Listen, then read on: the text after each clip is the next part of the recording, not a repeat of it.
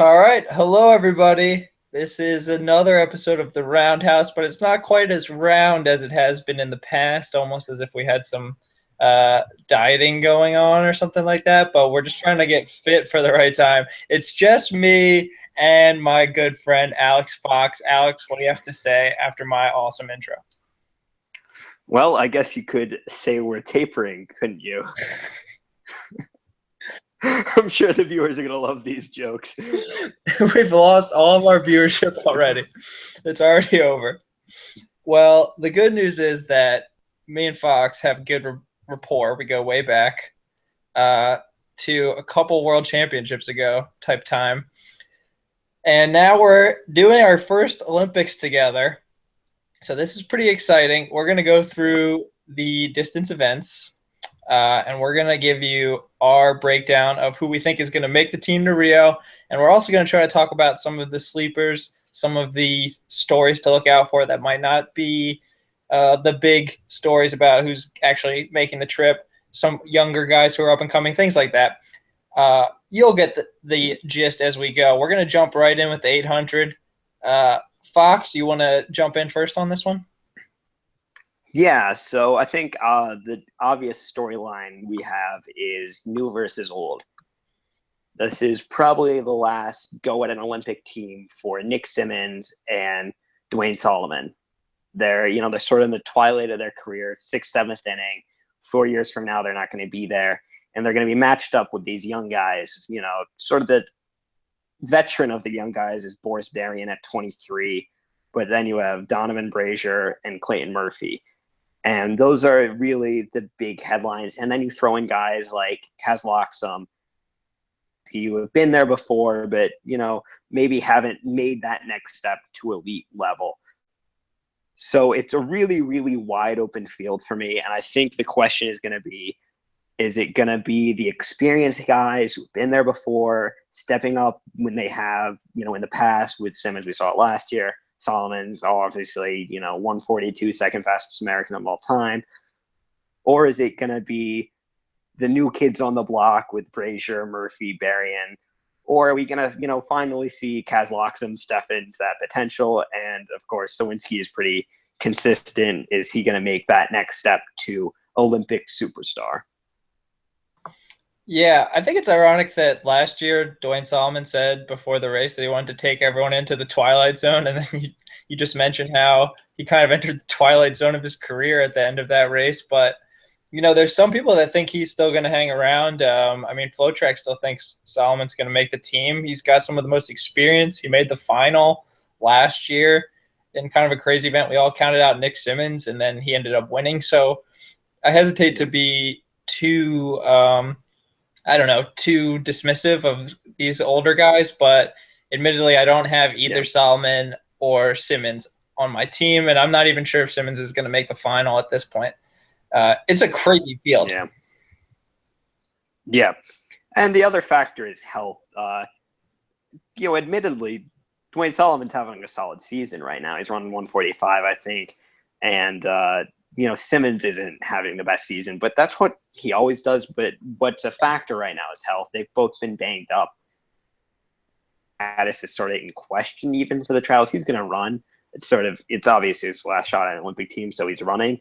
But, with their age being a factor, with their health being a factor, do they still have enough left in the tank to get through 3 rounds and beat all of this raw speed? Yeah, the 3 rounds thing's interesting because the rounds, they're like a difficult animal, and it kind of adds another area of variability to this. We saw Berrien go out last year, even though he was one of the fastest guys. He's a little bit more experienced this year. Now Brazier kind of in a somewhat reminiscent spot to what Berrien was in last year, where he came in kind of rookie on the senior scene. I don't know. Do you think Brazier? What do you think he's going to do at USA's? Do you think he's going to make the final and make the team? I think if he makes the final, he's got a really good shot to make the team. Yeah. I don't think he's going to make the team, and here's why. Obviously, experience is a huge factor. He's 19. It's a huge stage. That's a lot of pressure. We've seen him maybe crack under pressure before indoors. We don't really know what happened there. But the other thing is I don't think this was the plan. I think he was training to peak at, NCAAs, and he ran a fantastic race, fastest American, and, maybe run at USA Juniors. And now it's like, okay, I did this. And I think he really blew everybody's expectations out of the water. And now he's sort of being thrown into this. So I don't know if he's done the right training like the rest of these guys for the 3 rounds. And I think everybody else, that's really in the conversation for this was always the plan case for Donovan Brazier. Yeah, I think that's a fantastic point. I think that's my sentiments exactly. I don't think – I mean, he was definitely peaking for NCAAs, I have to imagine. Like, I think that was his big goal. He already had his big time, his big breakthrough. I think the good thing is that I think the race is going to be, like, really fast. I think that whoever makes – Berrien likes to go out fast. Solomon likes to go out fast. Brazier likes to go out fast. Loxam goes out fast. I mean, there's going to be plenty of guys to take it out, so it's going to be an honest pace. Do you think there's anybody – Clayton Murphy came in last year. He'd only run 147. I mean, I know now he's like this big name, but he'd only run 147 and was third at NCAAs, indoors and outdoors. There was other guys better than him. He came on. Same with Shaq Walker, and they both made the finals and almost made the team. Do you see anybody like that who's kind of like farther down that could make a splash? I'm looking at the entries right now, and I think if somebody's going to make a splash, it's going to be Shaq Walker. You mentioned him from last year. He's gone through the 3 rounds. He's made the final. And the other thing is he ran 144 this year, a long time ago.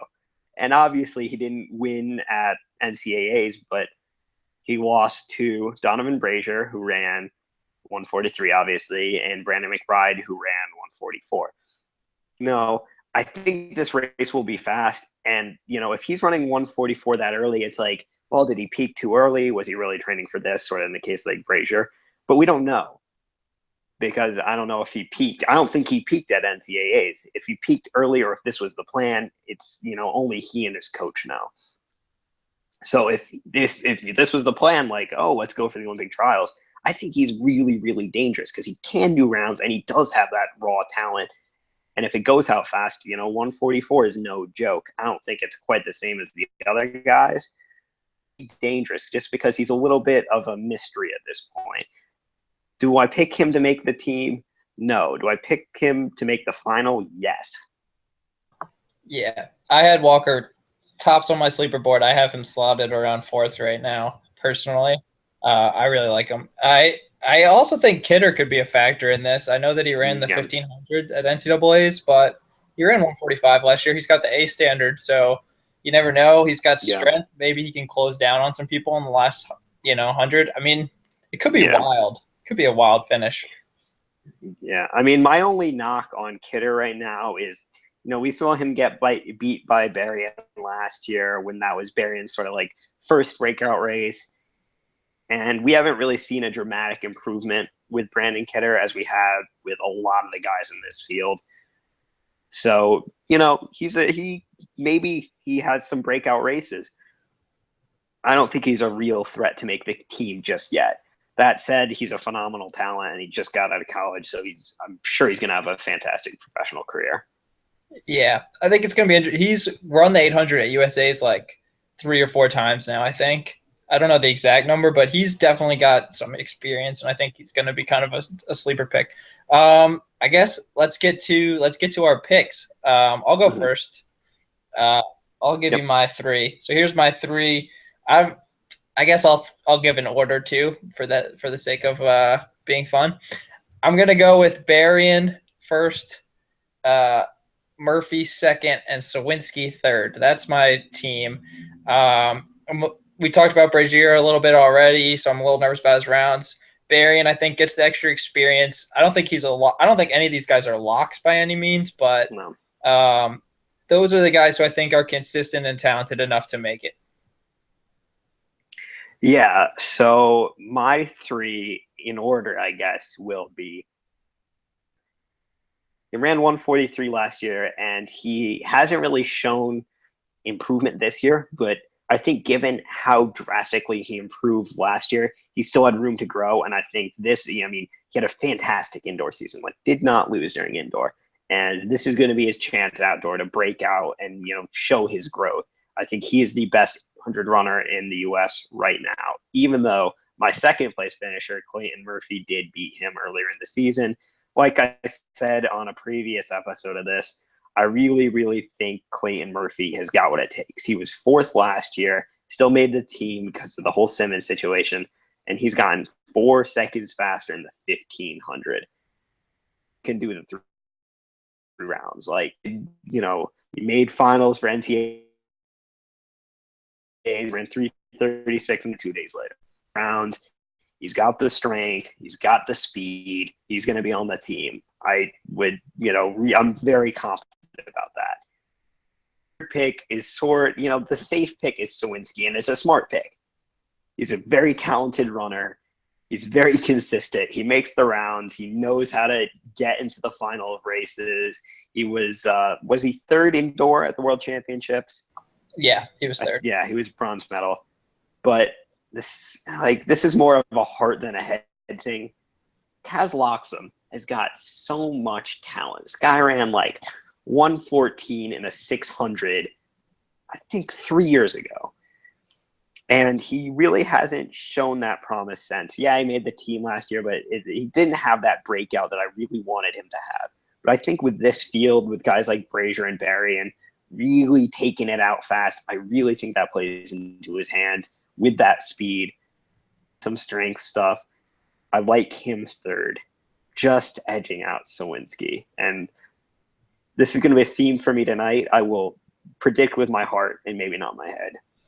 Yeah, it's an interesting battle. Loxam, one of the best 600-meter runners in American history for sure. Sawinski, last 4 years, I meant to say this stat earlier, so I'll drop it now.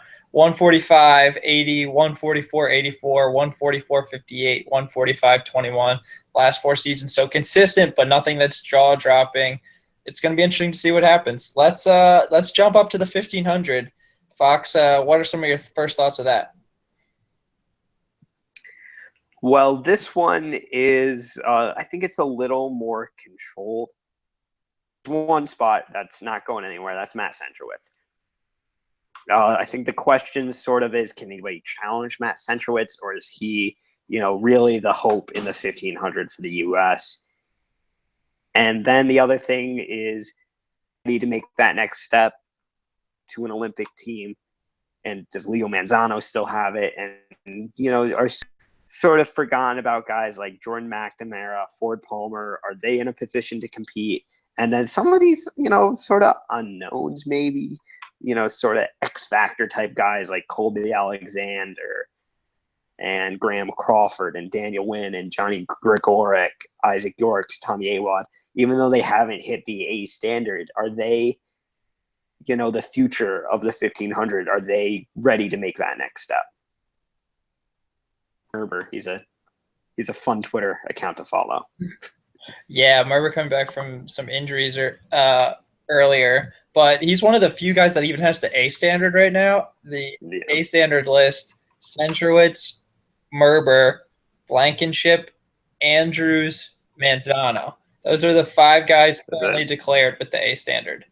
So I'm a little interested to see if anyone decides all right, let's make this fast and give ourselves a chance to make the team if we run well. Otherwise, it's only those 5 guys, and theoretically, somebody could be 6th, and make the team, because Merber's been banged up. Who knows if he'll make the final? He's had his fair share of troubles before. He's been consistently improving, but he's not allowed to make the final. Robbie, I love Robbie, but he's a little inconsistent. Manzano is, he shows up for the championships, but he's inconsistent overall. He is getting older, so it's going to be interesting to see if anybody else even tries to give themselves a shot at the standard.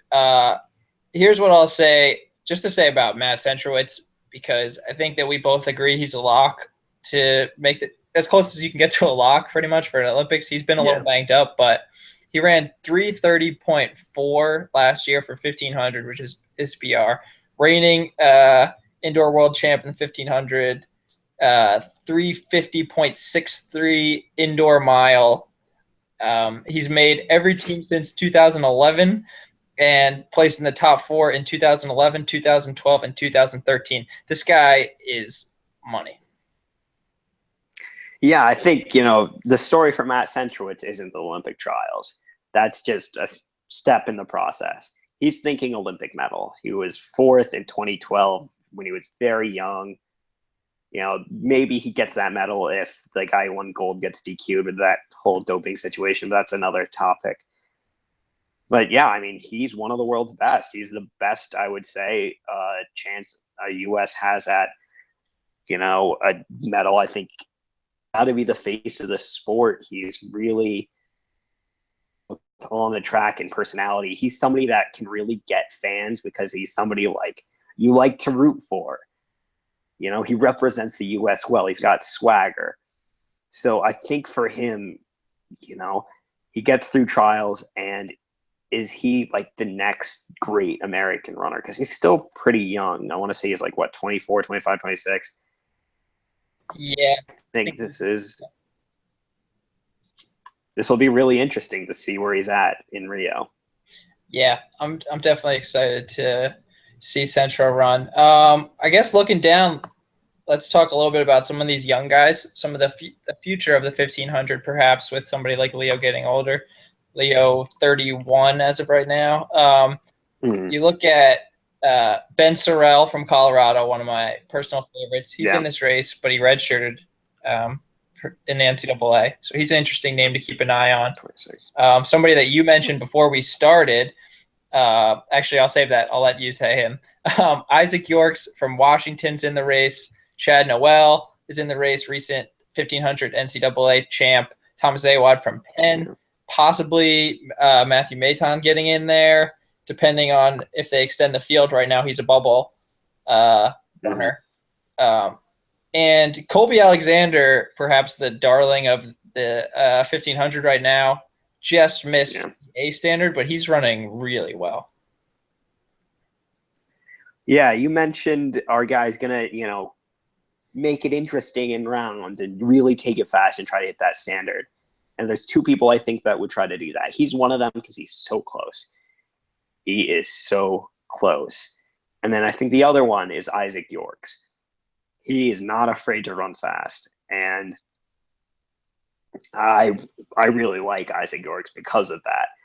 So I think for him, he's just finished college. What do you have to lose by trying to get that standard? Let's say you try to get the standard, you get blown out by the vets. You've got a long career ahead of you, but let's say you get the standard, you get into the final, you make the Olympic team. Well, that's a sort of situation where miracles happen, and I'd love to see it. Whether it does or not, running 336.2 straight out is nothing easy. But if anybody's going to do it, it's that married man from University of Washington. He's married, for all those who didn't know it. Yeah. I know we should get into our picks, shouldn't we? Yeah, I guess that's a good note. So it'll be interesting to see maybe if anybody teams up to push the pace. Do you have anybody that doesn't currently have the A standard making your team? No, no, I just can't do it. The favorites are the favorites for a reason in this. I mean, yeah, who you got? Who's your 3? I mean, Centro is Centro.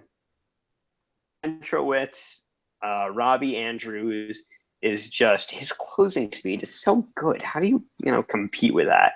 And then Leo Manzano, for the past 8 seasons, I want to say he's run sub 337, every year. He is the model of consistency. He knows how to get into the final races. He knows how to do what he has to do. I'm not picking against those 3. Yes. And I don't expect you are either. Yeah, that's actually my same top 3 in the same order. Leo Manzano has made teams in 2007, 2008, 2009, 2011, 2012, 2013, and 2015. There's no teams in between those years. There's those off years, 2010, 2014, where there's no champion. So he couldn't have made a team in those years, even if he wanted to. I know hasn't run anything mind-blowing so far. He only ran 336.16 last year, which is barely under the standard. But he ran 330.98 in 2014. not that long ago. 31 years old is old, but it's not, it's not over the hill. Yeah, and he's got the experience. He's got a really good closing speed. He always finds a way to be in there. Robbie's interesting to me because, I mean, you look at what he did at USA's last year. He was kind of like way out of position and then just kicked everyone down. Yeah. So even when he wasn't in position, he could still make the team. But admittedly, in 2012, I think he had a real shot at making the team. He'd run 3:34 that year. That's his PR still. But he went too early. He had to run a lot on the outside, and then he didn't have enough for the last 100. He went from like 300 out instead of going from like 150 out like he did last year. I have heard a lot of like really good things about Robbie Andrews through the grapevine. I don't have a lot of sources, but the people that I've been talking to, they've had like glowing things to say about Robbie Andrews. Like they think he's really, really fit. So I'm very curious to see what he does. Yeah. All right. So I'm glad we're in agreement on this one. Yeah. All right. So 5K. Why don't you give me your storylines? Because I've been dominating that, sort of. Well, the 5K is interesting to me because it's after the 10K. So it's like a lot of doubling guys. You see a lot of the same names. I personally am interested to see just who even's going to run it in the first place. I think there's a good chance that if Rupp makes the 10K team, he doesn't even start the 5K because he might decide 10K marathon's better suited. Who knows? You have Mead. You have True. You have, some Jenkins, Legat. I mean, all those guys overlap. So who knows if they're going to run both? And the most interesting person to me personally in this race is Garrett Heath from Brooks, who just missed the team last outdoors. I met him at the mile that Kyle Merber put on recently on Long Island. Seemed like a really cool dude. I'm rooting for him personally. Not to give him too much of a shout out here, but he's one of my interesting guys. He's only in the 5K. Skip the 1500 where he has the A standard for this 5K. Yeah. So, yeah, I mean, the 10K being first certainly throws a wrench into things for teams, but it's a lot of the same guys, and there's a really great 5K runners for the U.S. They're just not there yet. Obviously, we're waiting for Ches to get his citizenship. Should he get his citizenship, he's the big name. Got guys like Drew Hunter who, I think make the move up to the 5K. We saw, what Sean McGordy and Garrett or Grant Fisher can do. We saw really fast times the NCAA right now this year for the 5K. So, I think we're sorting that waiting period for the next wave. And until we get there in, 2018, 2020, we have who we have, and who we have is some, but I'm not sure they're great outside of Rupp.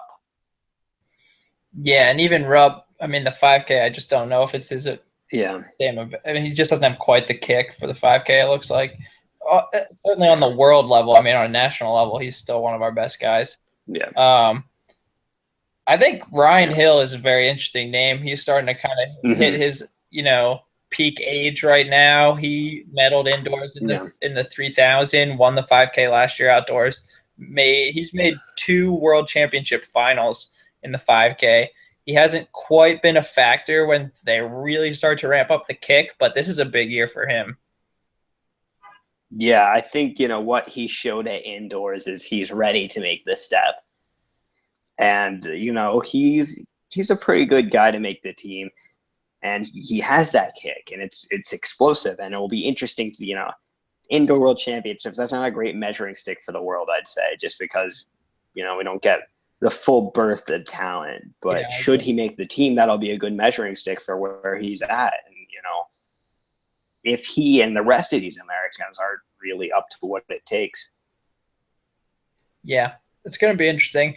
I definitely think there's a group that should be gunning for the team, and then there's a group of young guys who would be really cool to see make the finals. I mean, the season that Grant Fisher's had, I don't know. I could see him just pulling something together and closing well, just being patient and just picking guys off at the end and maybe making the final. I'm trying to think what the American junior record is.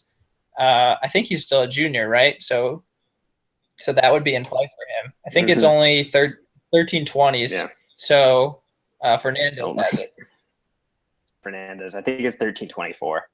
So that might be a little quick, but it'd be interesting. I mean, who knows? He's run a lot of like reserved races and just picked guys off late. I'd be interested to see if he like really went for it. Yeah, just another one of those not a lot to lose type things. My only concern is, is this what he was training for? True. 30 is like, that's no joke.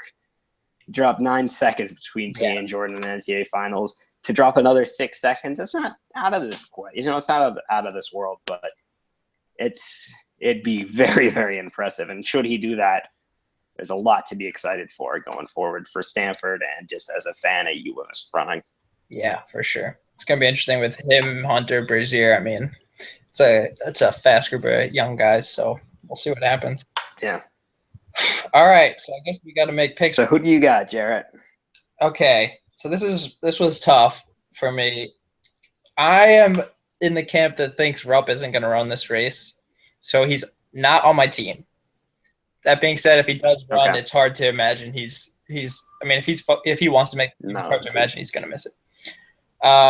So here's my 3. I'm taking Ryan Hill. I think he's gonna win this. I think he's in good form. I'm taking Ben True. He just comes off a 3:36 1500, which was like a huge PR, really impressive race there in a big under distance. He was top 10 in the world 5K last year. 5K might be his preferred event, honestly. That's what he chose to do last year, so I think he's going to come to play in that event. And then my last guy, I've got Garrett Heath making the team. Talked about him earlier. I think he just missed last year. I think he finds a way to get on the team this year. Got good closing speed. It's going to be a dogfight for the last spot, but he's going to be fresh, having not run the 10K. I think that gives him the extra edge. Yeah, I'm in the camp that Rupp runs the 5K, actually. Based on what I've read, his body type is sort of more suited for the 10K, 5K. He's not, a real, like the marathon guys. He's still, pretty muscular as far as distance runners go. So he's on my team. I've got Hill on my team, and I've got Ben True on my team. I think those are the 3 best 5K runners that we could possibly put out there too. They're really, really talented guys. And I'm very, very, compete on the national stage. With Ben True, you're looking at a guy who's maybe sub 13. He ran really fast to Payne Jordan a couple of years ago, and he said he was in, 1250 shape or something like that. I'd take it with a grain of salt. He seems like a confident guy, obviously. Yeah. But, 1302 or 1304, whatever he ran, is no joke. And then you add in that 336, like, wow, what he can do indoors. And, Galen Rupp is Galen Rupp. Should he not be in this race, I like Eric Jenkins third. He ran 1307 straight out of college. I think he's continued to grow, and we just haven't seen it just because he's not really run in the public eye or just hasn't put it together yet. I really like Eric Jenkins, and we saw what he can do at the end of races against Edward Cheserek. He was closing 5Ks in like 25 seconds for a 200. I really like Eric Jenkins, and should he have the opportunity to be third, I think he is third. Going to be coming off the 10K, which is going to be a tough double, but I really like him. And this is another thing where I'm going with my heart against my head. Really watch out for Eric Jenkins. The amount of growth he showed as a runner over the past couple of years, I think that trend continues, and he really makes himself known among the professionals these coming weeks. Yeah. Had a hair in my mouth. All right. Well, speaking of that, we're going to move a hair up in distance to the 10K. And I'm sorry, that was horrible. So moving on to the 10K, a lot of the same names. But it is double the distance, so double the fun. Fox, what do you think is going to happen? What's your big story here? Well, I think my big story is Bernard Lagat, the ageless man, or however much man is left of him. He showed he still got it. But that was against, college kids and, not Galen Rupp. So for me, is Bernard Lagat still at, 40 plus? Can he still make an Olympic team? I think that's going to be really, really interesting to watch because he's still got the kick. How fast is this race going to be? And, he ran sub 28, it's like 27:40s, which is no joke. But you've got, guys with 27:30 speed in this race. So is he going to be able to run that fast at his age? Maintain, sort of that peak condition at his age. I think that's going to be really, really interesting to watch. And for me, another storyline is Hassan Mead. This is a guy I learned about freshman year at college when we had Steve Finley as our coach. He talked about him when he had that breakout race. And I was like, sort of guy that I'd never heard of. University of Minnesota. It's like broke out with True in that race of Peyton Jordan, that 5K, and then sort of fell off the scene. And I haven't really heard of him since. So I think it'll be interesting whether he can make that rise to prominence once again and make an Olympic team. Yeah, you mentioned Bernard Lagat, who's going to turn, according to his IAAF profile, going to turn 42 in December. To give you an idea, in the 2000 Olympics in Sydney, he was third in the 1500 final. So that was 16 years ago that he won an Olympic medal.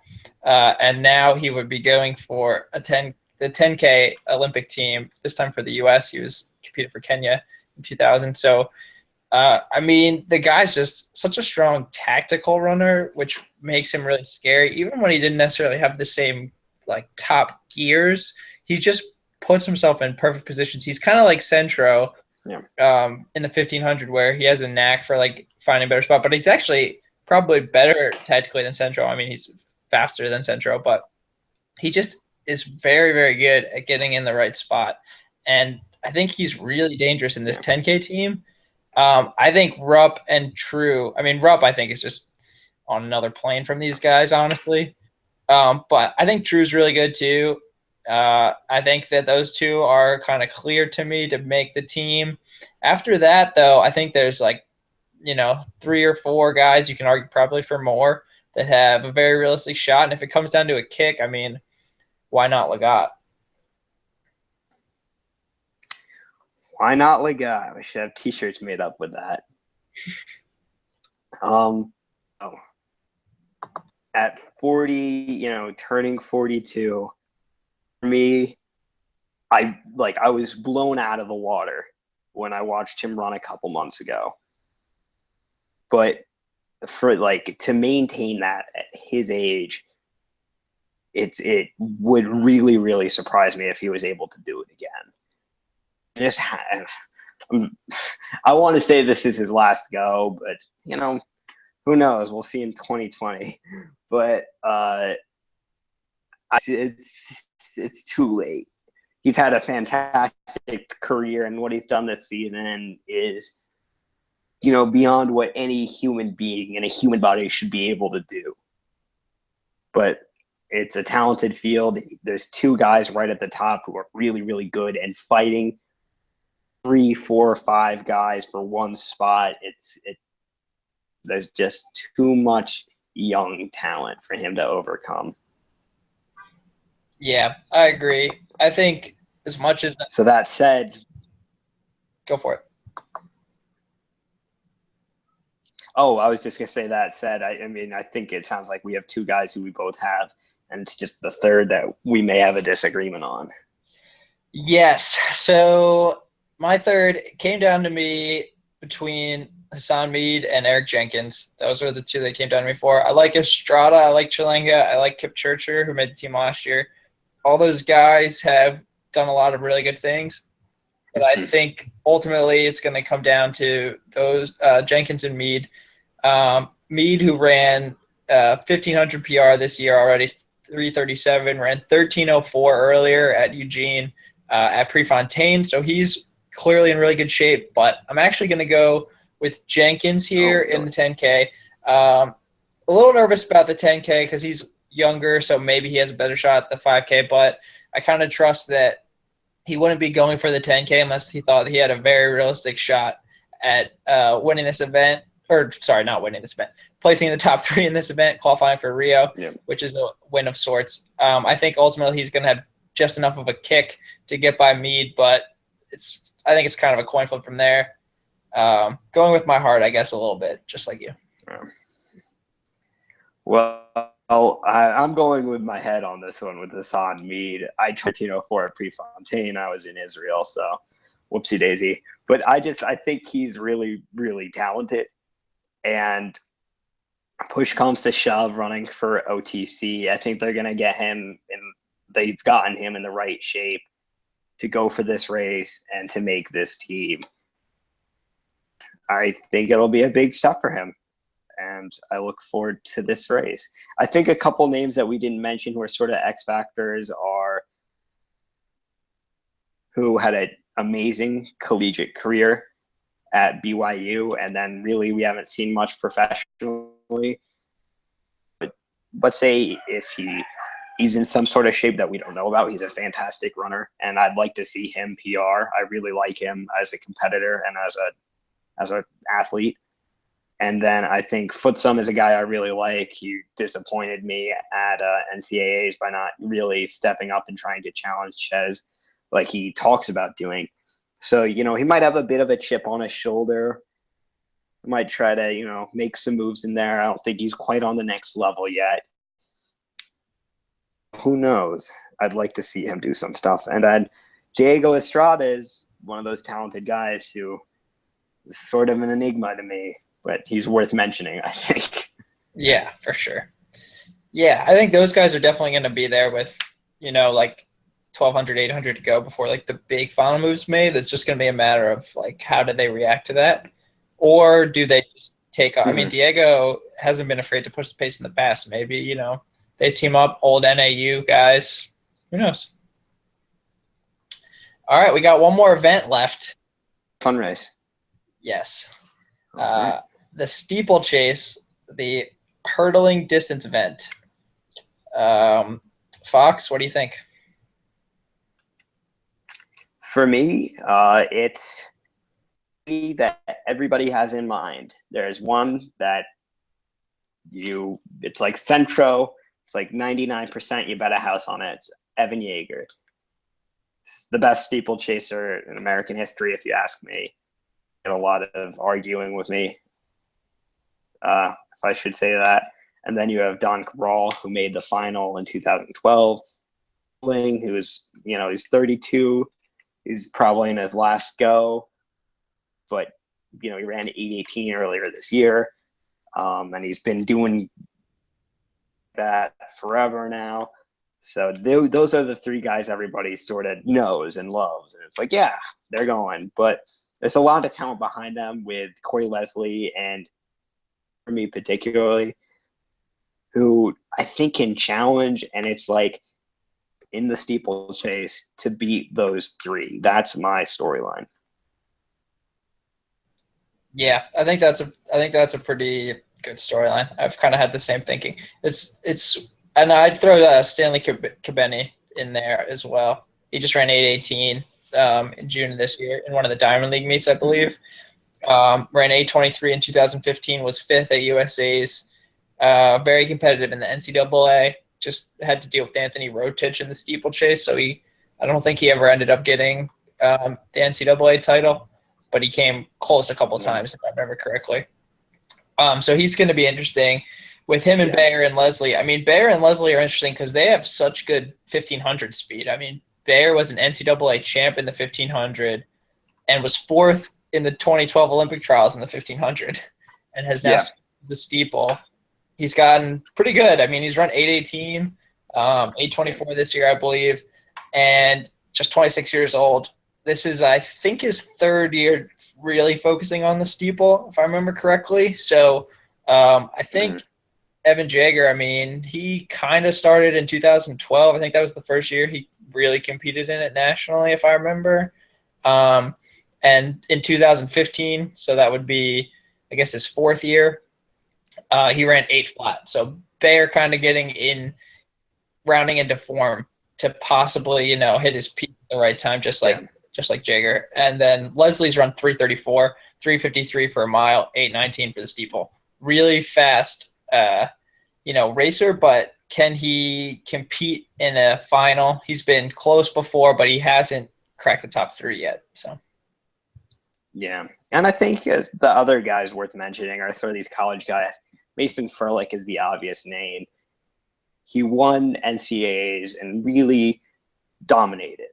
And, I saw him tweet out, glad I won NCAAs, won a challenge. I think I can run 10 seconds faster. If he can run 10 seconds faster, that puts him right in that conversation. For sure. Caleb, who people go up at NCAAs, which was very disappointing for me.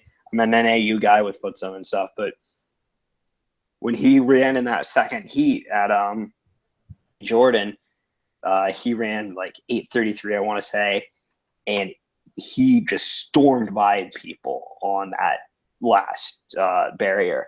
So if, maybe it's not as quick of a race, I think with Jaeger in there, it's going to be quick. But for whatever reason, if there's a pileup or something, if Caleb Hoover's he's somebody who, if he's in the final, it's a slow race forever. He's sort of an X factor. He's dangerous with that closing speed. The only thing for me is at the top, they're the best steeplers. We saw Andy Bayer with the 1500 speed. And, that can translate to other races like 10K, 5K. You've got the closing speed, it kicks, it's really important. But with this, you really have to be the best steeplers. And for that reason, I guess it's boring, but I'm just going with Jaeger, Cabral, and Hewling. And if somebody isn't going to make the team, I think it's Hewling. It'd be unfortunate to see him not make the team his last go around. Bayer is very talented just yet. But if there is some mix-up, per se, just to not be as boring as everybody else. Yeah, I have the same top 3. I've got Evan, Don, and Dan. Just to say it in a different way, so it sounds different. We talked a lot about Jaeger and his times. He's on fire. 8 flat last year was amazing. He fell also, so maybe could have been sub 8. Probably could have been sub 8, honestly. So he's looking past this event, so to speak. His main goal's got to be the Olympics and trying to compete as best he can for a medal. But Dan Hewling was actually our top American in 2015 when everything was said and done at the World Championships. Just a crazy career. He's run 8:25 or faster every year since 2008, including sub 8:20 years in 2009, 2010, 2014, and 2015. And now 2016, he ran 8:18 at Oxy. He's turning 33 on July 16th, so he is getting up there a little bit, but he shows no signs of slowing down, so I have a hard time picking against him. Cabral's only run 8:29 this year, but as you said, he's a very established, consistent steepler, made the Olympic team in 2012, the world team last year in 2015, has a PR of 8:13. I just think those guys are going to be too much to handle ultimately when all's said and done. But I do kind of Cabral's run faster this year. Yeah. I do like Kabeni as possibly getting in there to mix things up. I'm interested to see what Furlick can do. He's going to be gutsy and he's going to go for it. So he's going to stick his nose in it. But ultimately, I think those top 3 are just clear cut above the rest. All right. So we've done every event. To close out, why don't you give me one storyline for the entire meet among the events we covered, and I'll give you mine. To me, I think the one big storyline that I really want to see is I want to see this 800, and I want to just see who the heck makes it. I just want to see who can survive the chaos. I think that's going to be the most interesting event. You saw how similar our predictions were in a lot of these events, and I know we were similar in the 800, but I think there's so much room for variability in that. that's the race that I can't wait to watch. I'm going to watch all 3 rounds diligently. And that to me is going to be the coolest thing to follow. What about you? I think it's Boris Berian PRing 3 and putting himself in position to break the American record in the final and contending for a medal. He really, really showed a lot last outdoor season. You know, he's what, 5th fastest right now. It's 140 or 143 late 4 or something, 3 somewhere in that range. Mm-hmm. During indoor, when he won the championship, that first 400, 600 meters, he flew. He just blew away the field with his speed. He's got so much raw speed. I had to bet, reading about his training, he sends indoor. You know, he's working with Brendan Martinez at Big Bear, strength stuff. So I look for him to really, you know, he's going to have guys who are going with him that first 600. And I think he's got that awesome combination of just strength and speed that's perfect for an 800 runner. And that last 200, I just look for him to grind out. Cross that line, and we're going to see 142, you know, and then everybody's going to be like, all right, this is it. This is our guy. And I think it's just like, it's the ultimate underdog story for Boris Berian. I think, you know, he's somebody that we can all really get behind for Rio. And I think that's really good for the sport, given everything that's happened with doping, about. And I think for him to step up and to be that person we can root for, you want to root for, you want to see succeed, because he's living the American dream. Olympics, you know, the highest level of the sport. Really, really special that we get to live through that. And I really want to see it happen. Yeah, I'd like to see him run with a little chip on his shoulder in Nike Town this weekend. I think that would be pretty cool. I guess it's not necessarily the weekend. But anyway, I'm extremely excited for this. I hope that whatever happens, the U.S. puts their best team forward for Rio and gives ourselves the best chance to get some medals in the games. So I'm very excited. Thanks for doing this with me, man. Just like old times. Of course, always good talking. Yeah. All right. Well, until next time, train station, this is the Roundhouse signing off.